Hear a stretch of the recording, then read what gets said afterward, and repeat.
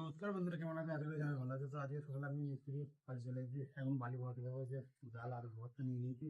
আর আজকে প্রচুর রোদের ভোল্টেজ দিয়েছে, দেখা যাক এখন বেলার পর কি হয়। এখন বালিগুলো বুঝে নিলাম, বালি বানানো হয়ে গেছে। ওই যে এখানে সিমেন্ট দিয়ে দিয়েছি মাখাবো বলে। আর এখানে পাতলা করে চাটা দিয়ে গেল। একবারে চাটা খেয়ে নিয়ে একবারে মশলাটা মাখিয়ে নেবো। এখানে মশলা মাখিয়ে জল দিয়ে দিয়েছি, আর মিস্ত্রি কাজে লেগে পড়েছে। ওকে সব কিছু জোগাড় করে দিয়েছি। এই যে আমাদের মিস্ত্রি কাজ করছে এখানে। আর এখানে মশলাটা মাখিয়ে রেডি করে দিয়েছি। এখন আমি ইট বসাতে যাবো একটু পরে।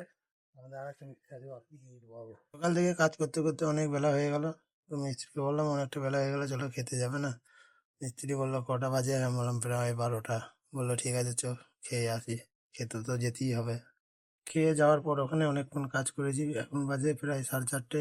তো আমরা কাজে থেকে বাড়ি আসার সময়, বাজার দিয়ে আসার সময় একটু ভিডিও করে নিলাম আমাদের বাজারের।